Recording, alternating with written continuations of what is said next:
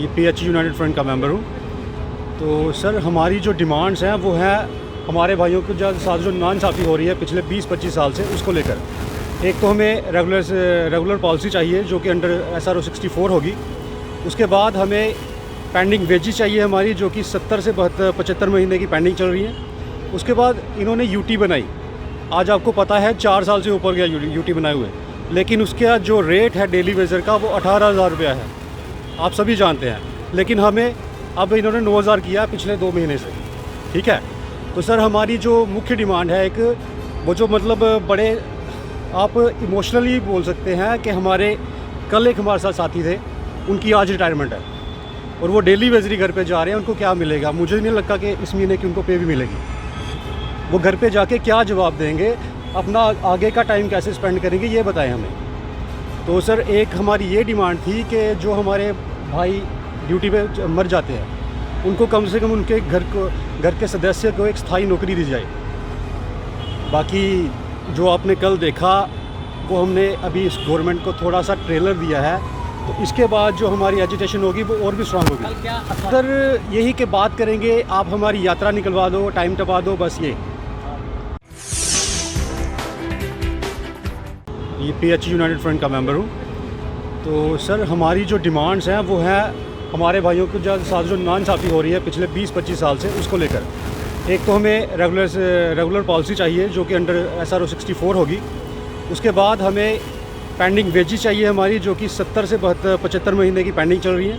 उसके बाद इन्होंने यूटी बनाई, आज आपको पता है 4 साल से ऊपर गया यूटी बनाए हुए, लेकिन उसका जो रेट है डेली वेजर का वो 18,000 रुपया है, आप सभी जानते हैं। लेकिन हमें अब इन्होंने 9,000 किया पिछले 2 महीने से, ठीक है।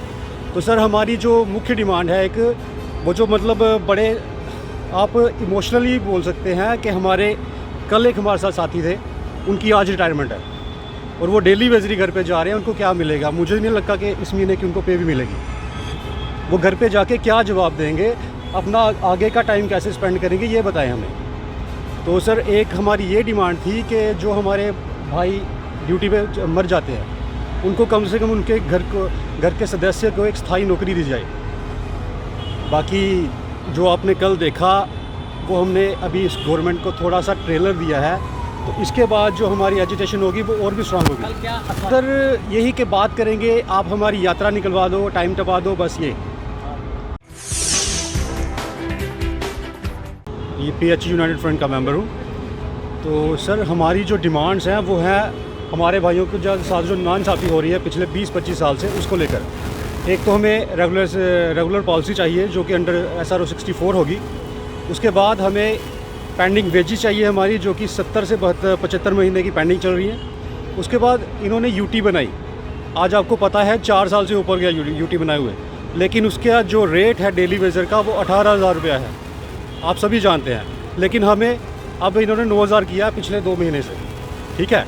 तो सर हमारी जो मुख्य डिमांड है, एक वो जो मतलब बड़े आप इमोशनली बोल सकते हैं कि कल एक हमारे साथ साथी थे, उनकी आज रिटायरमेंट है और वो डेली वेजरी घर पे जा रहे हैं। उनको क्या मिलेगा? मुझे नहीं लगता कि इस महीने की उनको पे भी मिलेगी। वो घर पे जाके क्या जवाब देंगे, अपना आगे का टाइम कैसे स्पेंड करेंगे, ये बताएं हमें। तो सर एक हमारी ये डिमांड थी कि जो हमारे भाई ड्यूटी पे मर जाते हैं उनको कम से कम उनके घर के सदस्य को एक स्थायी नौकरी दी जाए।